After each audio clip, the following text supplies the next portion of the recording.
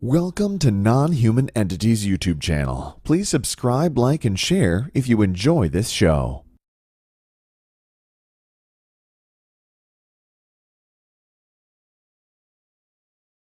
Alan, how are you tonight?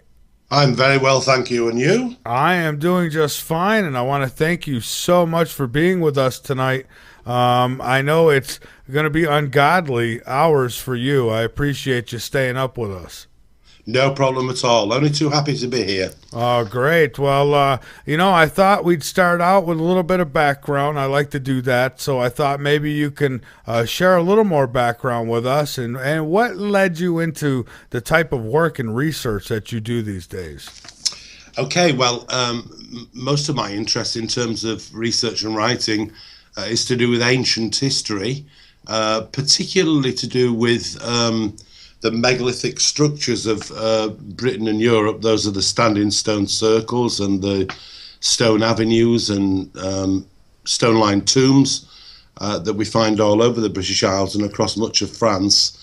And I did a lot of work on my own and with other writers like Christopher Knight on ancient measuring systems, published a number of books on the topic, and found myself drawn into this research regarding the moon almost entirely by accident as a result of that.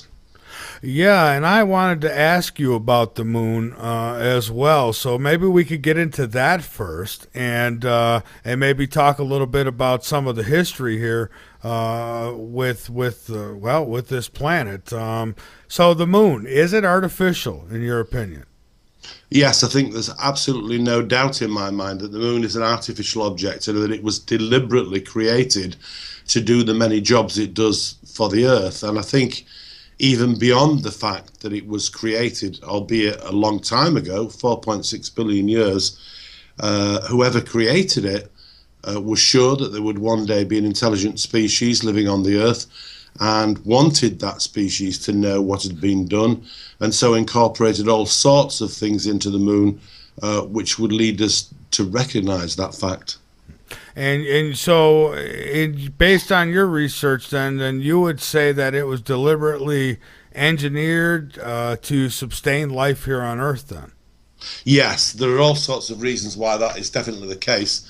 Even most orthodox scientists and astronomers these days would be aware and would be willing to admit that without the moon, the Earth would just be a lifeless rock spinning crazily in space. The moon does all sorts of things to sustain life on Earth. It makes seasons possible, and without seasons, the warming and cooling of the Earth would be dramatic. The moon is also a very large object in comparison with the Earth, and it stabilizes the Earth on its orbit and prevents the Earth from constantly toppling over, which it most certainly would do without the presence of the moon, because it has a very unstable core, the Earth. The moon has a great deal to do with weather patterns upon the Earth, and in every way possible, without the moon, we just would not be having this conversation. and I'm kind of with you on this. But I have to ask. I mean, how do we know, or do we know for sure that the moon? I mean, it's quite a coincidence if it just wound up there. I know, but I mean, how do we know for sure that it was actually put there or that it's artificial? What the main reason that we know is because those who created it left us many messages to indicate that that was the case. The most important of the primary messages is the fact that at certain times it's possible, when seen from the Earth, for the moon to exactly cover the face of the sun. We call these eclipses, and they've fascinated humanity since time out of hand. What we probably don't realise is that this is a truly, truly incredible situation. It's not something that happens anywhere else in the solar system. Many planets have moons, but none have a moon which is as big in relation to its host planet as our moon is. And it sits in an orbit which is exactly 1/400th part the distance between the Earth and the Sun. And the moon is, coincidentally or not, 1/400th part the size of the sun. And because of that, as a line of sight effect, every so often the moon will cover the sun. And this is like a great big message saying, look at me very carefully, because this is a situation which is extremely unlikely. And the other immediate observation about the moon, which should make us look very carefully, is what's known as scissoring. And this is something which is not really recognized by most people. Everybody knows about eclipses, but scissoring occurs whenever the sun rises south of our east, then the moon sets north of east. Whenever the sun rises north of east, the moon sets south of east, and vice versa, in this complex but quite beautiful dance, which is known as sun-moon scissoring. This is something else which doesn't occur anywhere else in the solar system, and which ought to make us take note. But that's just really the start of the business. Well, you know, and something I always found a little bit strange about our moon, and correct me if I'm wrong, but isn't our moon the only one in our solar system that's not rotating, or is there others? It has what's known as a fixed rotational period. In other words, it enjoys a mathematical relationship with the Earth. It is rotating.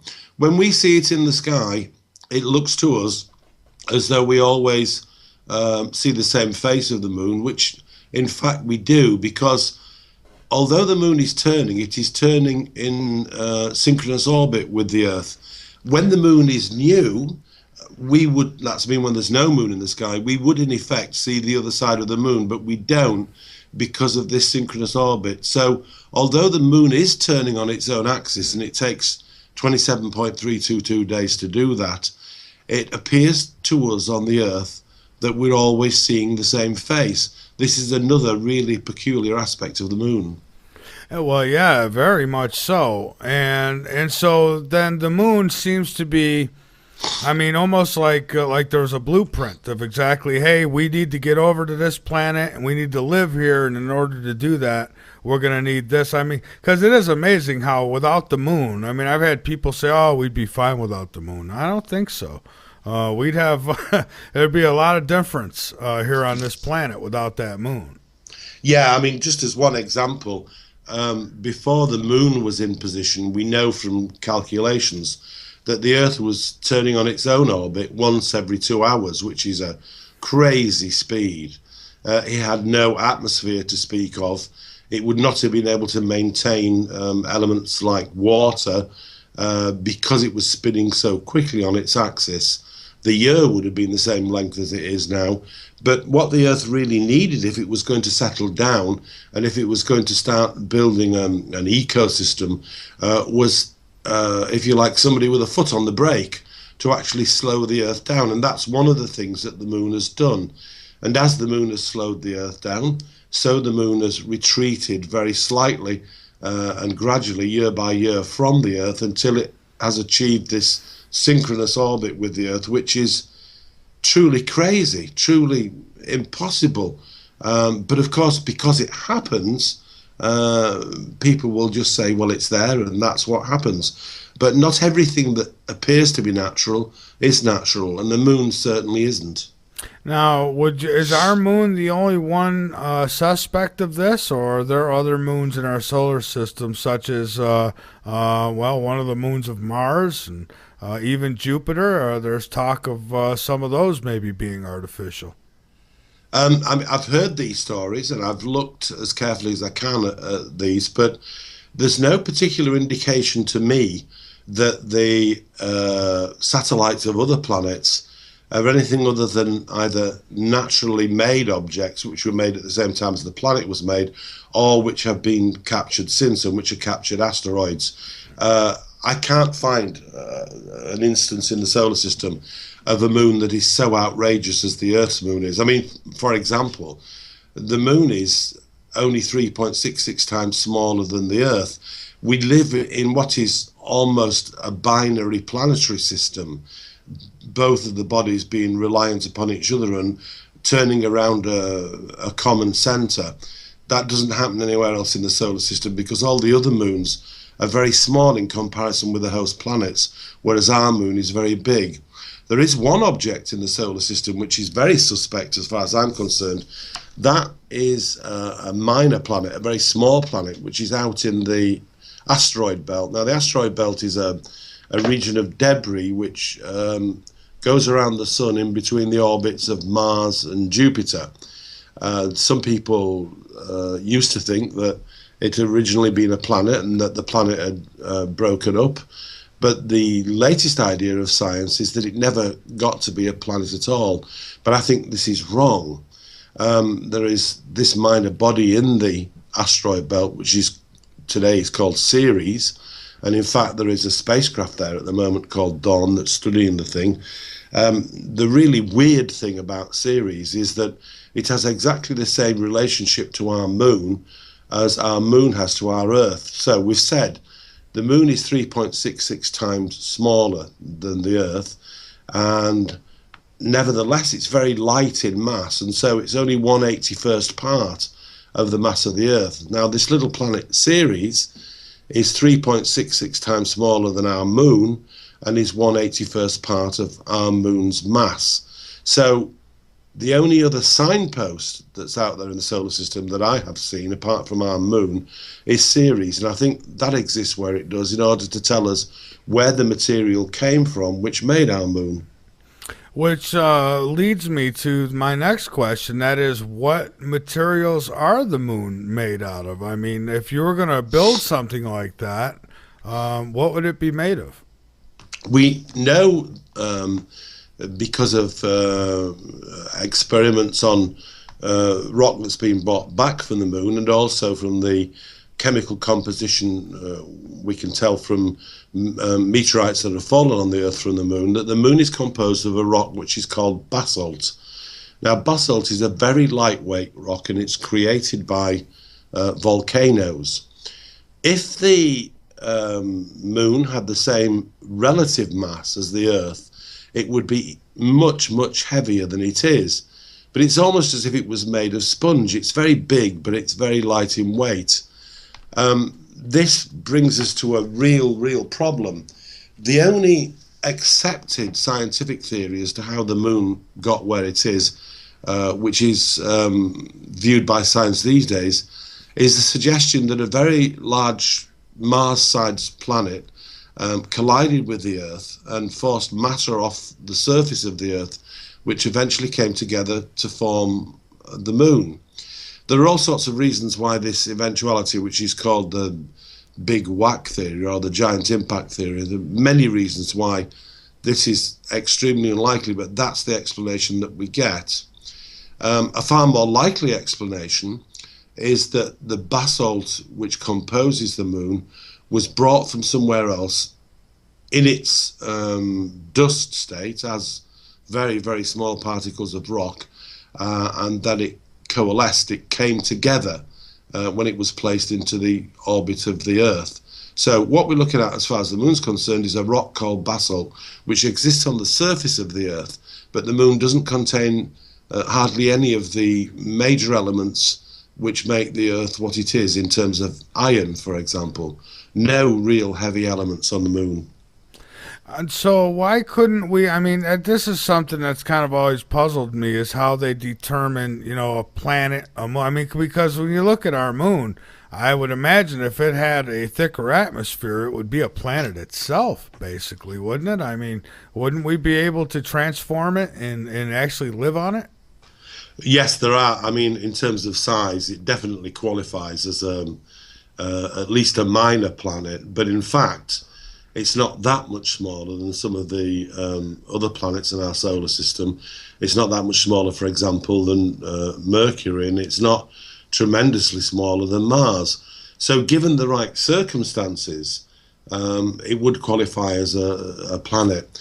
Now, as far as being able to make the moon habitable is concerned, that would be extremely difficult for all sorts of reasons.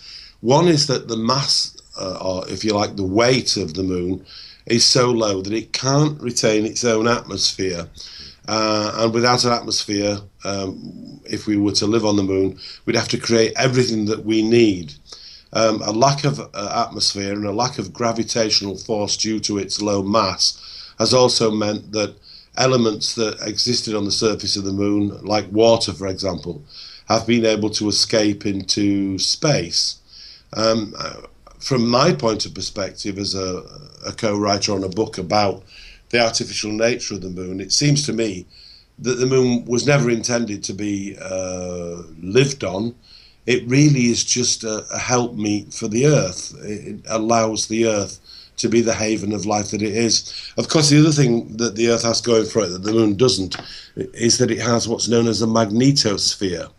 Because the centre of the Earth is so high in iron, it behaves like a huge magnet, and it pushes out a magnetic field into space, which many of the harmful elements coming in from space, cosmic particles and the like, bounce off this magnetosphere. And it's quite likely that that too is being assisted and maintained by the constant orbit of the moon around the Earth. Now, our moon not having that kind of magnetism, not have, I guess, probably doesn't have an active core or anything like that either. Then, I mean, assuming it's artificial. So would that? I mean, are there other moons in our solar system that do have these kinds of things going on them? No. There are some very peculiar moons in our solar system. Some of the moons of Jupiter, for example, are worthy of great interest. It's not unlikely that on one or two of them that very primeval life may exist, and scientists are looking very closely, sending out probes to these places to see if that could be the case. But our moon is utterly unique in almost every respect. If a moon is made from the same stuff as its host planet, as is often the case, then you expect to find a fair proportion of that stuff in both bodies. But what sets the moon apart as being extremely peculiar is it is made of the same stuff as the Earth, but only a very specific part of that stuff. And in that sense, it's anomalous. In fact, it's anomalous in almost every way. And the only reason that everybody doesn't think that the moon is peculiar is because it's been there so long. We're so used to it. We don't look at it all that closely. Even scientists are tremendously puzzled by the moon. But in order to explain all those difficulties, scientists would have to say, as I say, that the moon is an artificial object, and they won't go that far. In fact, many astronomers have pointed to the peculiarities of the moon, but they put it down to coincidence. But if it is coincidence, it's of an outrageous nature. Yeah, and I've always found it fascinating. I can't help but when the moon's up and I'm out there at night, I can't help but to just stare at it and constantly stare at it, because I find it amazing that there's another world that close to us. And, I'm not so trusting as some people are as to what's actually been discovered on the moon. I'm guessing that there's probably been something, there's probably civilizations here before that have already gotten there. I don't know. I've heard some things and I've seen some things. What's your thoughts on that? I mean, I've seen videos where it looked like fleets of UFOs were coming out of craters from the moon. It's a very peculiar business, isn't it? It is. I've read all these reports myself, and some of them have come from extremely reliable sources.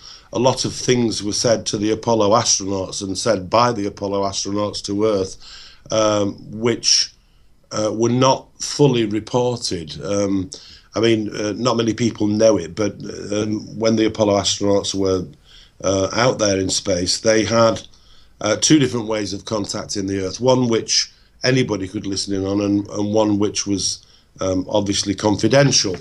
And bits of reports from these confidential communications have come across which indicate that the astronauts themselves saw all sorts of peculiar things on the moon.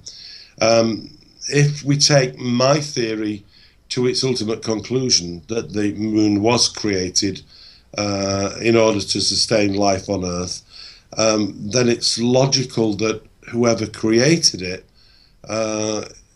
has also conquered time and therefore is probably still present. And if that was the case, then the moon would make a great base to work from, because the dark side of the moon in particular is never seen from Earth. So you could hide any amount of UFOs there.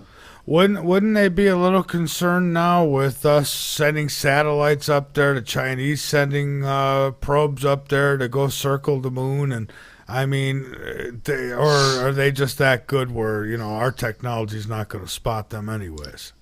I don't think if they are there, bearing in mind how advanced they must be, that we would worry them in that sense. I think you're right. Their technology is such that if they didn't want us to see them, we wouldn't see them. Yeah, they're probably blending right in, kind of like the Sasquatch does in the woods. You hear reports of people saying that, these, and I've seen, personally, I've had a UFO sighting, and I've, several of them, as a matter of fact, and one in particular, we could see the lights from it, but the craft itself, just wasn't there. It didn't show up. It was a triangle craft, but even in the picture, it didn't show. I could see it with my eyes, but when we taken pictures of it, it never showed up in the pictures. So I was a little bit luckier than you in that I was filming for a Discovery Series program right in the center of Washington, D.C., on a park which is called the Ellipse, which is just below the White House. And because of the filming we were doing there, I guess the security in Washington, D.C., being as tight as it is, they were interested in what we were doing. And there was a security helicopter was hovering overhead of us for about half an hour. And I took some pictures of this helicopter. And when I came back to my office and took a closer look at the picture, there's a full-blown UFO. And admittedly, it's at a distance, but it's an absolute classic UFO. And I call it the Watchers watching the Watchers. Yeah, I've had my share. Of course, there's never enough, but I seen the classic type too. I saw the disc shape, what they'd had, like the bubble on top, the bubble on bottom, but it was all metallic. And the way these things moved, I don't know. I have a hard time believing that our military has had these things all along. These got to be coming from somewhere else, because I don't know. If not, you would think somebody would have exposed it by now and said, "Hey, here's the video. Look, here's where they're storing them." You right? Absolutely. I can't believe that that even with advanced technology of the sort that the military in countries such as the United States and Russia, for example, might have, that they have produced anything that appears to defy the laws of physics. One of the strange things about UFO observations is they can go along at a fantastic speed and they can turn at right angles without losing speed. That's impossible, and yet it's been filmed, so it does happen. And as far as I'm aware, there's nobody on the earth can do that. Well, I'm with you. I tell people, if we've got these things, then show me. Let me see. Take me to them.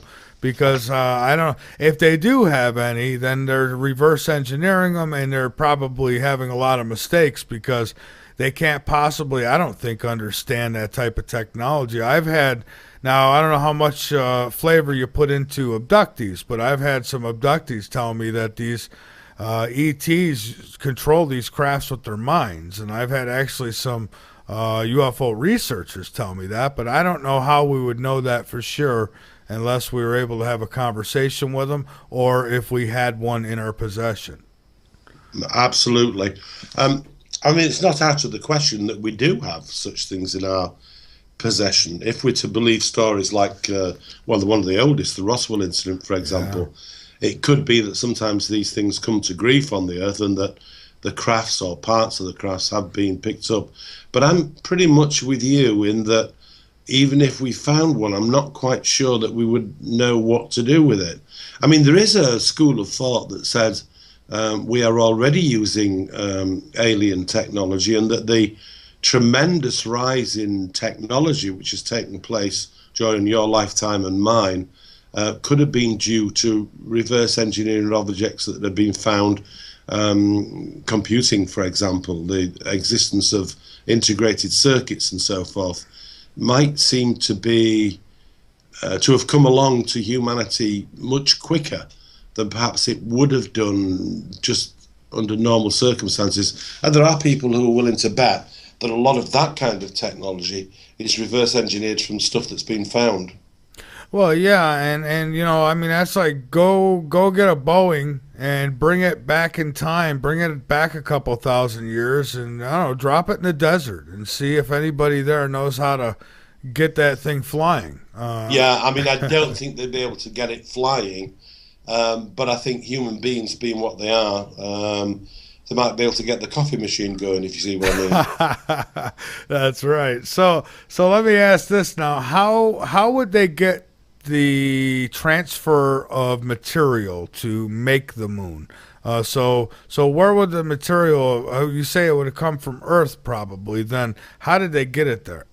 Well, in fact, I don't think it did come from Earth. Oh. Scientists believe it came from Earth. They say that this Mars-sized planet collided with the Earth, that it gave off material from the surface of the Earth, and that came together under natural circumstances to become the moon. But there are all sorts of reasons why that is just not a very good explanation.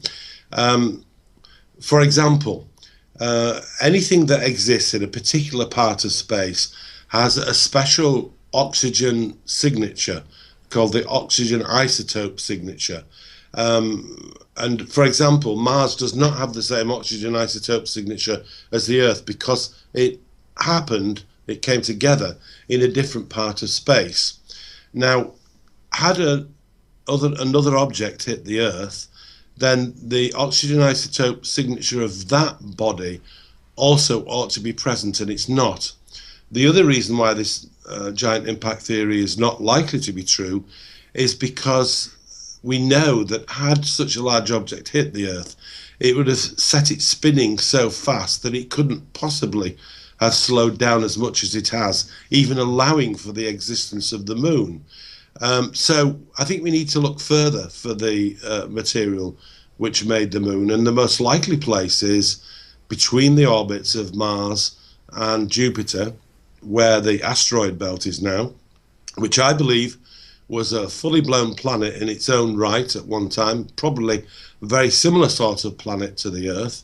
And I think it was cracked apart deliberately, and that the material that the moon builders wanted was pulverized and was allowed to fall by natural means in towards the center of the solar system, and was then collected in the range of the orbit of the Earth and brought together to make the moon. That's why the planet is missing, Planet X, if you want to call it. And that's why I think the little minor planet series is there in the asteroid belt, which ought to be telling us, just look at me, look at my relationship to your moon. I am a signpost to tell you this is where the material came from that made the moon. And indeed, and this is a scientific fact, when we look at what's left in the asteroid belt, all the asteroids that are going round in that orbit, the one element that is missing from there is basalt. All the basalt has gone. This shouldn't have happened, and scientists are very puzzled because they want to know where the basalt went from. And so who would be behind such a major operation? I mean, are we a resemblance of the people or beings that did this, or are we just, I don't know, the inheritors of it all? Christopher Knight and I, when we wrote our book, Who Built the Moon, we were faced with this question, and we came up with three possibilities.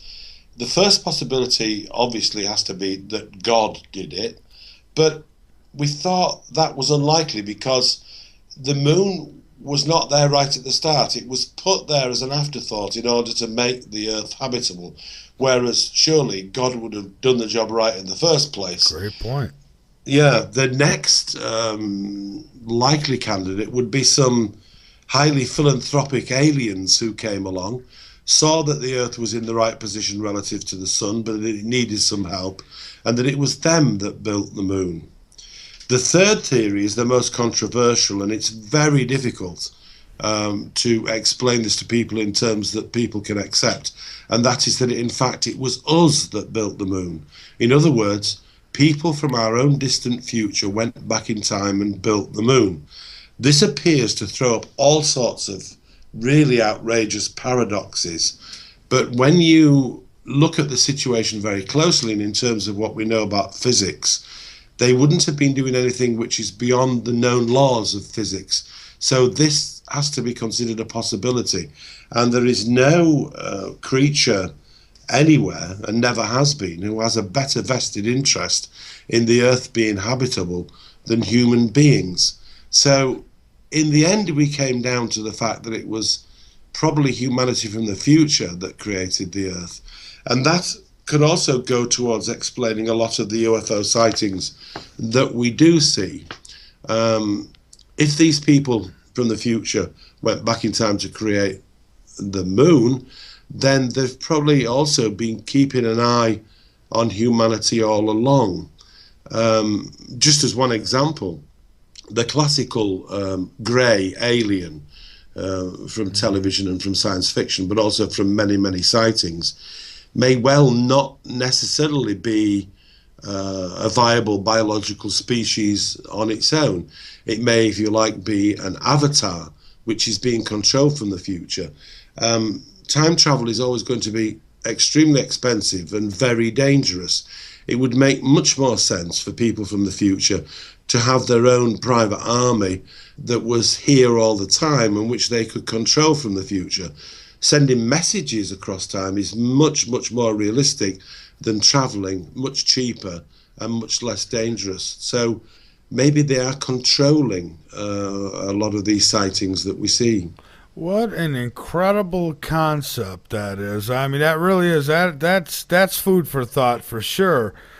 Time travel, and you know, we see all the satellites. I mean, it looks like a junkyard in space. Maybe that's how they, you know, maybe that's how they keep their controls and this and that, right? Yeah. I mean, one of the things that happens when I discuss this theory is, particularly when I do it on the radio or on television, is that the switchboards are jammed by people saying, but it's paradoxical. You can't go back and change the timeline. And they always cite this problem of you can't go back in time and kill your own grandfather, because if you do, you can't be born yourself. But actually, this doesn't create any kind of paradox. The moon was created. The moon is there. Somebody did it. So to go back in time from the future and do it is not a paradox.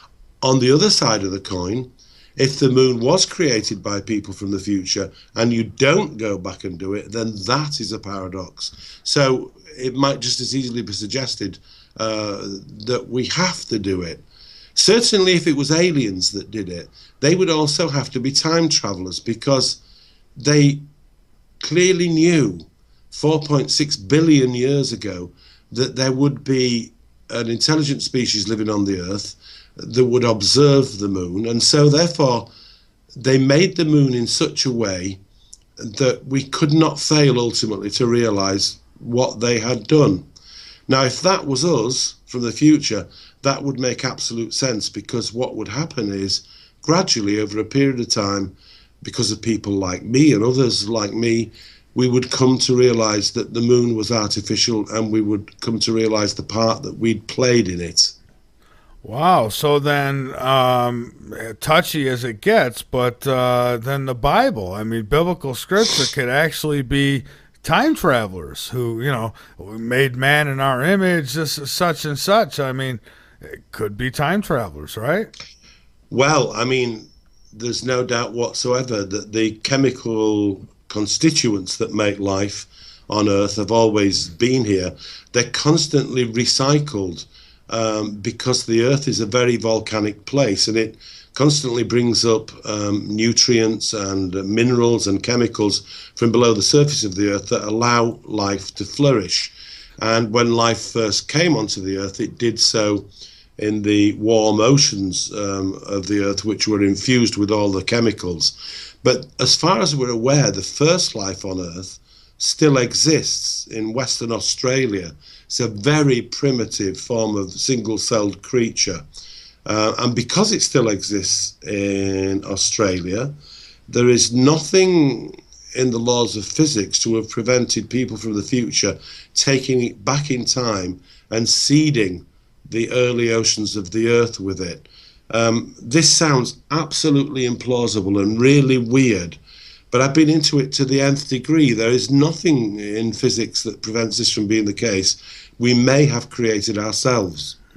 Wow, that is, I mean, incredible concept and theory. I mean, just definitely makes you think. And, you know, I've often said that, you know, because people will tell me, well, yeah, I believe time travel exists. And I say, well, then you have to consider that people went back in time and that they, you know, kind of altered our history, maybe in some way or fashion. And they don't like to hear that because that messes with their whole faith and all that, which I understand, but that's why I don't hold on to things like that, because I think that the truth is just, I think the truth would flip a lot of minds, to say the least. So, but yeah, that is a great point though. Okay. So God creates it all. I mean, he forgot to put the moon there to give us the seasons. That is mind blowing. I mean, to think about that. I mean, I have to say that my co-writer on Who Built the Moon, Chris Knight, has since published a book in which he makes the suggestion that it was a supreme deity that built the moon. And he has all sorts of reasons for saying that. Although we're great friends and always have been, I have to disagree with him on that. I don't see any evidence, because right from the start we said, if God had made the earth habitable for humanity, would he have needed to come back later and modify it? You know, because God is omnipotent, God is everlasting, God can see into the future and the past, and would surely have got the job right in the first place. Right. And, you know, I've never been one who, oh, we came out of the ocean, we were, you know, bacterias and all this, and we, you know, evolved into what we are now. I always felt like there was more to it. I think there was something here, and that, you know, that DNA was used to, you know, like you would alter anything to live on a different environment. But man, towing the moon, and now some people say the moon was towed in, so you don't think it was towed in, you think it was built there. No, I mean, I get a lot of correspondence from people all the time who are convinced that the moon is, if you like, a spaceship, is that it was brought here by aliens from somewhere else. There's really no evidence for that, and the real difficulty with that is that we do know for a fact that the moon is made of the same stuff which is quite common in our solar system. If it had been brought in from somewhere else, from deep space, for example, then its chemical signature would have been entirely different. So wherever the stuff that made the moon came from, the moon itself was made right here. I see. And, you know, we've heard several stories about, or theories about, how Mars maybe used to be, had oceans, had flowing rivers, had life. Many believe that. I've talked to some who have studied Mars, and they claim they've found artifacts and structures on Mars, which I've seen photos of. Very reliable sources, in my opinion. And so you know, only certain people I believe stuff. I mean, I gotta have a faith in the person who's giving me the information. And there's a couple of guys I do. And so it would tell me that something at one time was going on Mars. So could these creators of the moon, could they have come from Mars? Could have been, hey, we've got to live there, so they've come up with the idea to make it habitable? I'm not sure that, in terms of my own evidence, that I would say that they had come from Mars. It doesn't look as if Mars has ever been the haven for life that the Earth is. But as a staging post, Mars would have been wonderful because it wouldn't take that much effort to make it habitable. Let's just suppose, for argument's sake, that I'm right and that our grey aliens that we see all over the television and science fiction, let's suppose that they're real, and let's suppose that they are a biological species created by ourselves in the future to do our bidding in the present.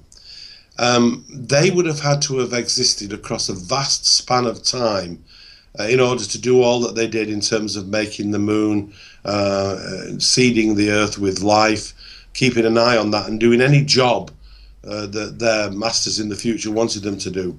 And while they were doing all of that, they would have had to have been somewhere, and Mars would have made a tremendous staging post for them.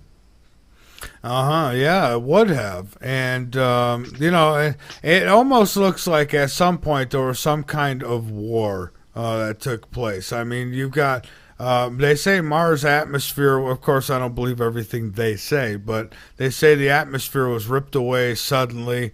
There's signatures, says Dr. John Brandenburg, of some kind of radioactive nuclear type explosion on Mars. And it seems we have that signature here on Earth too. I mean, could something like that have been going on? And I don't know, maybe the moon was a base.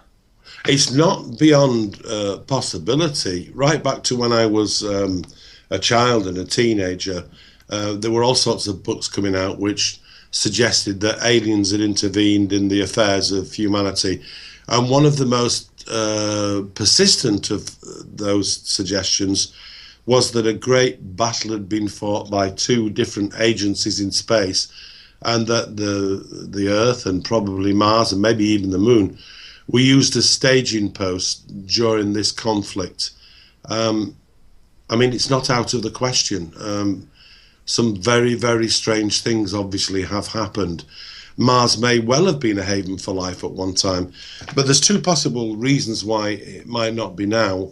Either, as you say, it was destroyed in some kind of conflict, or it may well be that it just didn't have sufficient mass to hold on to enough of a atmosphere to sustain life in the long term. And also, it's not so active internally as the Earth, and it doesn't have a decent-sized moon. The moons of Mars are tiny. Phobos and Deimos are both really probably just captured asteroids. But almost anything is possible. One thing is certain: something very strange and very wonderful took place in the very distant past. Oh, absolutely. And sometimes I wonder, I've heard people refer to this as a prison planet, and I sometimes wonder because you hear of these other solar systems and they're telling us all the time, oh, there's several planets in this solar system that could harbor life or this and that. And I'm thinking, are we the only ones that all the other planets seem to be destroyed in some way? And, I mean, should we have neighbors? I think that life is probably quite common in space, but at the same time we have to remember that space is utterly vast. All we tend to be able to see or to reach out and touch is our own solar system, and even one planet in a solar system having life would be quite miraculous. But having said that, there are 1,000 million suns like our sun just in our local galaxy. Their chances that life doesn't exist elsewhere in the universe are zilch as far as I'm concerned. I think the universe is teeming with life, but probably not on our own doorstep. Yeah, and that's a shame. But I would have to assume that if the visitations, the accounts that we get of abductions and the UFO sightings, even just mine, I can't imagine. Well, these people, whoever or whatever they are, they have to be either time traveling or they've got to be hanging out somewhere close. I can't imagine they're traveling, 20 galaxies away and then coming back on the weekend, Yeah, but of course, if they came from the future, they're here in any case. Yeah, exactly. And the Greys, that theory of, possibly we created them for the future, for this time. I've heard that one before too, and it's possible. Well, when you look at a grey, it's very interesting. It is, in effect, a stripped down human being. It has all the qualities that you would want it to have. And, for example, they have big eyes, so they have good night vision. They don't have any visible sexual organs because they probably wouldn't procreate in the way that we do. Maybe they would be cloned. They have strong arms, but not particularly strong legs. Well, they're not going to run a marathon, so that doesn't matter. They don't have body hair, which they don't need because that has sexual connotations and they don't need that. In every way I looked at your classical grey, it's a perfect stripped down human being, and probably one that is being controlled directly from the future. They are almost certainly, as far as I'm concerned, avatars. All right. Well, we've got to take a break here, Alan, of which ways. But if you had to give them the most obvious reason why the moon is artificial, what would it be? Well, in physical terms, Michael, we would have to say that the moon is too big, too light in mass, too peculiar in terms of size, and just all round unbelievable as a natural object. All right. And we've got another one here who asked, so your guest thinks time travelers created the moon at some stage in the future. Can he please elaborate just a little more on that? Yes, I don't think that they created the moon in the future. I think they came from the future and went back 4.6 billion years into the past. That's where they created the moon. Lots of people have great difficulty with this because, as I mentioned earlier, it seems to be paradoxical. But I've spoken to physicists about this, and within the realms of what is understood in physics, there'll be nothing to prevent this from happening. It's true that you cannot go back in time and change the past, otherwise you would change your own present. Let me give you one example, Michael. Okay. Lots of people say you can't go back into the past and kill your own grandfather because if you did, you wouldn't exist yourself, and that's true. But on the reverse side of the coin, supposing that your grandfather as a child was about to get knocked down by a horse and carriage, for example, and would have been killed, and this mysterious stranger turns up and pushes him out of the way, and it turns out when you look at a photograph in a newspaper that that mysterious stranger was you. The paradox would then have developed if you had not gone back and done it. So it's quite possible to go back in time and do things that have been done. What you can't do is go back in time and do something that wasn't done. Now, as far as the moon's concerned, it's there. It's been there for 4.6 billion years, and there's nothing in physics to have prevented people from the future going back and doing it. I see. So then for you would say that the time traveler explanation is probably the most valid then?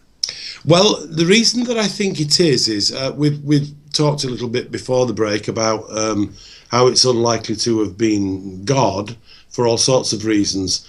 The only other viable alternative is that some philanthropic aliens from somewhere else in space came and did it. Now, those people would also have had to be not just travelers in space, but travelers in time, because it's quite obvious that whoever created the moon has kept coming back, kept tampering, kept changing things on the Earth. So if the aliens were also time travelers, then you need to apply what is known in science as Occam's razor. Occam's razor says that when you're faced with a question, you should take the least complicated route to the answer. So if our aliens were also time travelers, we don't really need the aliens at all, and it's much more logical to assume that it was us that did it, because if time travel is possible, humanity will one day achieve it. And I mean, well, we could actually be the aliens then. I think in my book, that's extremely likely. I see. So then again, going back to what we were talking about earlier, then many of these sightings that people are having, including ourselves, could be us. Could, Absolutely. I mean, it's the most likely explanation. When I say us, it's probably with the proviso that human beings probably do not travel in time too frequently because it's so dangerous and because it's so costly. But if they have positioned their own representatives here in the form of the people that we, or the beings that we consider to be aliens, then they don't need to be here personally. They can transmit messages across time, they can control these creatures across time without necessarily having to be here themselves. That's not to suggest that human beings themselves have never travelled in time, but it makes much more sense. I mean, just as an example, if you have a whole legion, an army of creatures, artificially created biological creatures that you can control from the future, you can get them to do a job in the past, and then when that job is done, you can literally put them to sleep, put them in suspended animation, park them on Mars, park them on the moon. They can stay there for thousands of years completely unchanged, and when you need them again, you wake them up again, and all of this could be done from the future across a weekend. So a controller from the future might do a certain job at a certain time in the past on a Friday, go home for the weekend, come back on Monday, and then wake the so-called aliens up again, maybe thousands of years into the future. Wow. So, it could be those from the future who are doing things to our skies these days. I don't know how familiar you are with the chemtrailing, but I have seen myself one time saw a plane that was spraying in the sky, and out of this spray came a UFO. That classic type UFO I seen was actually hiding behind these trails that came out of the airplane. So I don't know. Maybe they're still coming, into the future and altering things on us. Oh, I think that they are. I mean, I think if we look back at the history of life on Earth, for example, as I said before the break, they could have been the ones who inspired the start of the whole process. And I think they probably have interfered with it many times on the way.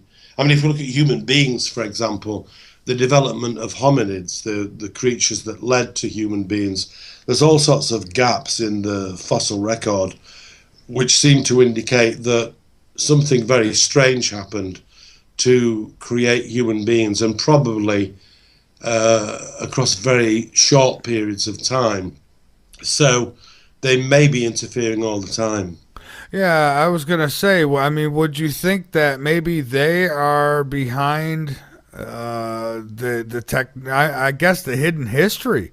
I mean, there's a lot being kept from us. I mean, who we are, where we came from. I mean, a lot of people will go and say, "Well, the Bible is all I need, and that tells me everything I need to know." But I'm not one of those people. I say there's a whole lot more to the story than what you're getting in the Bible. And I think those records are being kept somewhere. Oh, I agree absolutely. And I think that the powers that be on the earth know a great deal more about these things than they're willing to share with us. And in a way, I can sort of understand it. People have their own beliefs. People might find it very difficult to think that the whole way time and space works is very different than we've come to understand. And so I don't think that the authorities always level with us. No, I don't think they do even half of the time, to be honest with you. I think there's a whole lot more going on. I mean, there's so much strange stuff that goes on, and unfortunately, when we talk about these things, a good deal of the population considers us conspiracy theorists. And, if they would just take the time to look into some of the facts, I mean, I didn't just wake up one day and think that there was grays on the moon or any of that. I mean, I seen things that convinced me of it. And so, people need to just do their due diligence and do their research. and they'll find that there's, you wind up with a lot more answers than you do. Well, a lot more questions, I'm sorry, than you do answers. So, moving along now, so what would that say about our history here on this planet? Even, I don't know, going back, I mean, you got the Native Americans, the Mayans, I mean, and it goes back and back and back and back. So, I mean, what does it say about the history? I mean, has it all been written for us? I mean, predetermined? I think it's probably a mixture, Michael. I think people in the future would have to respond to history as they saw it. They would presumably have great centres where people would work who would constantly monitor history. They would see specific events in the past which looked to those as though there may have been an intervention from the future, and they would go back in time and make that intervention when it was necessary.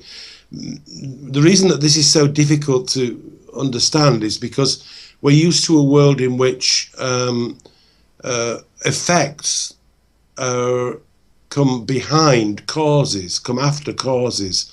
But we now live in a world of physics, particularly quantum physics, where we understand that sometimes cause and effect can be the other way round. And this is very hard for us to grasp because we have to live in a real, rational, material world. We can't see the way things really are. But it seems to me that when you accept that people from the future can travel into the past and can change the past, then many of the mysteries of history can be explained. And someone in our chat had brought up how the Japanese have records of a time with no moon. And so I would wonder, I mean, what do you know about these records, and what type of records are we talking about? I mean, how do they know? I do know about this supposed evidence, and I can't really accept that there must have been a moon. We could not be here without the moon.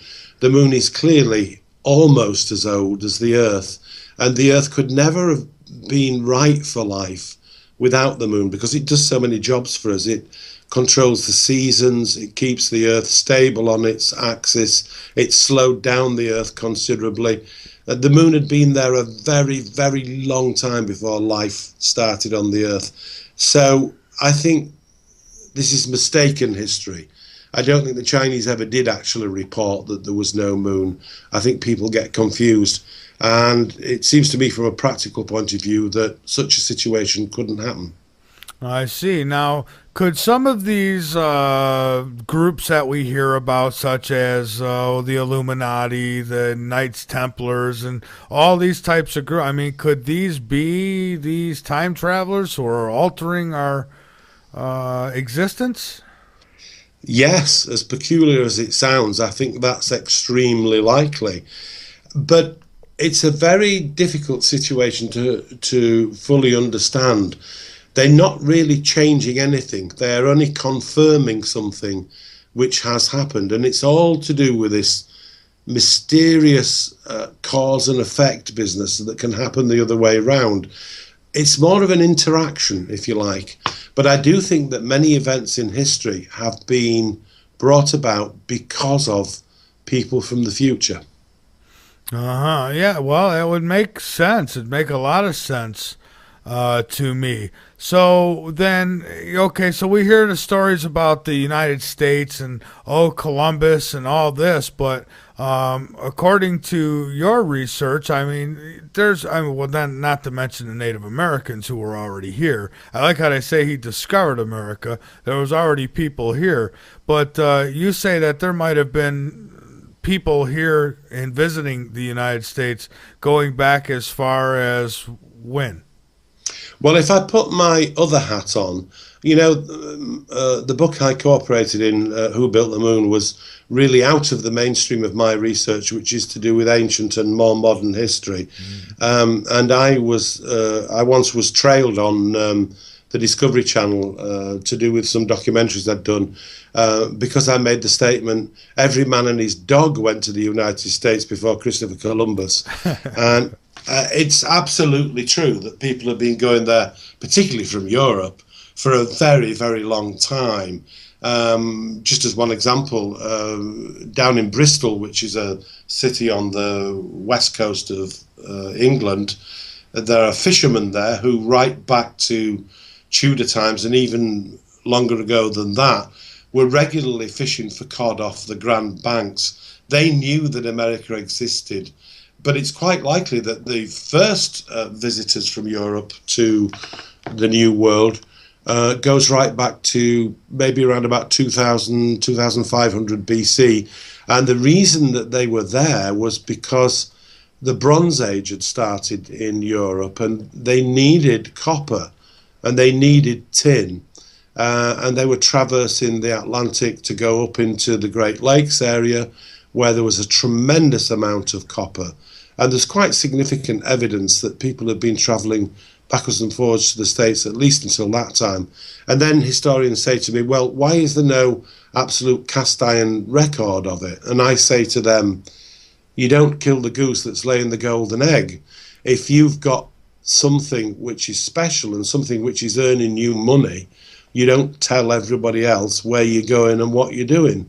And I think that is the explanation for why many of the trips to America have never actually been written down. And now Columbus ships, they had the Templar, the red Templar cross on them, correct? Yes, he was married, Columbus, to a woman whose father was a past master of an organization called the Knights of Christ. Now, the Knights of Christ was one of the organizations that was formed when the Templars were destroyed by the Pope in 1307. And lots of these Templars fled to Portugal, where they were protected, where they were given a different name. And it has been suggested, I think it's probably true, that Christopher Columbus was using maps which originally had belonged to the Knights Templar. And we're absolutely certain that the Knights Templar went backwards and forwards to the States on a very regular basis. I see. Now, who was is it the Venice families? No, Venus families. Oh, the Venus families. Okay, yeah. Now, who are they? Yeah.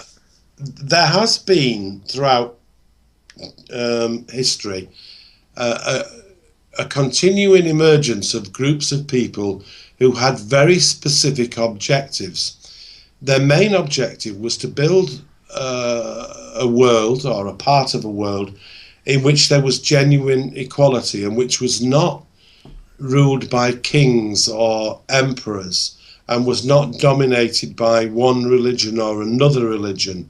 They keep surfacing throughout history in different guises. I used to say they're like the golden thread through the tapestry of time. You don't see them and then you do see them. For example, in the 11th century and the 12th century, they popped up in Champagne in France. They undertook all sorts of exercises, like they got themselves their own pope elected, they convinced people to fight the First Crusade, they captured Jerusalem, and they almost certainly brought treasures out of Jerusalem. The objective of the Venus families, and the reason they're called the Venus families, is because they're particularly interested in the planet Venus, both in a practical and a mythological sense. But their ultimate objective was to create a new Jerusalem, a place of freedom and fairness, where people could believe what they wanted to believe, but where they worked towards common good. And they tried repeatedly to do that in Europe, but it was impossible because of history and kings and emperors. And so in the end, they went across the pond and did it in the United States. And the United States is the greatest experiment, the bravest experiment in democracy that the world has ever seen. And it sprung out of the beliefs of these people.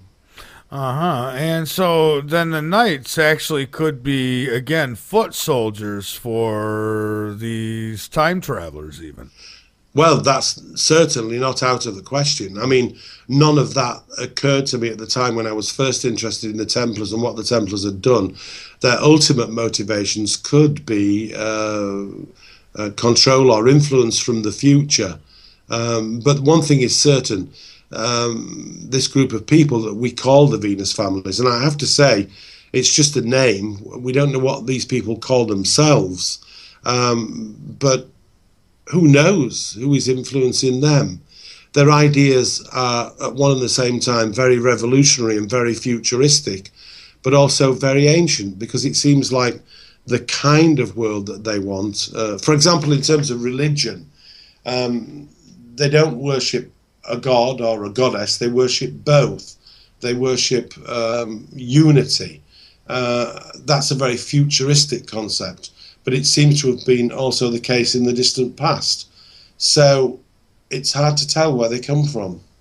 And so this ancient order really could have been steering events and policies. And I mean, I've had some guests come on and really tell me some strange things. I've had a couple who have told me that they were part of time travel projects, secret projects. And you know, it's hard to say who. I believe that these things exist. I just don't believe everybody who says they were part of it. No, nor do I believe everyone who says they've been abducted by aliens. But in the mix, some of that may be true. Yeah, well, you know, and I give it the benefit of the doubt because I have seen the crafts, and so, but I've not, to my knowledge, been abducted. I would think, at least, that I'd remember something like that. But, you know, they say we have past lives and we don't remember those either. So I don't know. I try to be patient and open-minded with everyone, because it occurs to me that anyone who's willing to say that the moon is an artificial object is likely to be up against a great deal of scrutiny themselves. So I should be patient with others too. Well, yeah, absolutely. And, you know, there's also people who say, well, the moon, it rang like a bell. They did this test, hit it with a missile or whatever. They fired one of the Apollo craft that they didn't need anymore, was fired deliberately into the moon, and it rang like a bell for hours, which would tend to indicate that it's probably hollow at the center. Carl Sagan was still alive at that time, the eminent astronomer and physicist, and he said that would break all the known laws, because it's not physically possible for a planet to be hollow in the center unless it was artificially made. Well, Alan, I'll tell you what, I know it's getting really, really late where you are, or I should say early. So what I'd like to do is give you the floor to get out anything that you'd like. And I thank you so much for taking time to be with us. And I would hope that we could do this again in the future. You've got quite a few books there, and I'm interested in all of them. It's been an immense pleasure, Michael, and I'd love to come back and talk to you again. I'd like to come and talk to you, for example, about what Washington, D.C. is about, which I think your listeners would find absolutely fascinating. Oh, yeah. Irrespective of what we've been talking about tonight.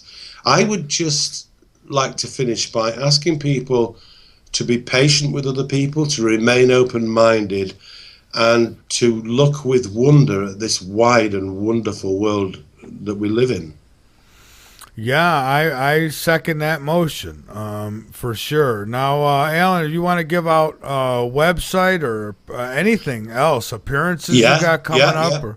People can look at what we've been talking about tonight on www.whobuiltthemoon.com, or they can look at my latest website with Janet Walter, who's my co-author over there in America, which is www.nationofthegoddess.com. All right. Well, and there they can lead to all my other sites and everything else I'm doing. All right, fantastic. And we're going to keep you linked up on latenightinthemidlands.com too. We'll have you linked up in the archives as well, and I'll send you a link when we get it done. It's been a great pleasure, mate. Thank you very much. It has. Thank you so much, and rest well, my friend. Okay, we'll talk again. All right, bye-bye. Bye. All right, folks, there he goes, Alan Butler. And thank you for listening to the first hour of Late Night in the Midlands. To finish listening to this episode, go to lnmradionetwork.com and become a subscriber. Becoming a subscriber is easy. There is a link on every page to take you to the subscription page. The cost is low, and you would be supporting Late Night in the Midlands and all of our efforts to bring you the truth. Again, go to lnmradionetwork.com, click on the subscribe button, and you can finish listening to this episode as well as all of the other shows that are in our archives.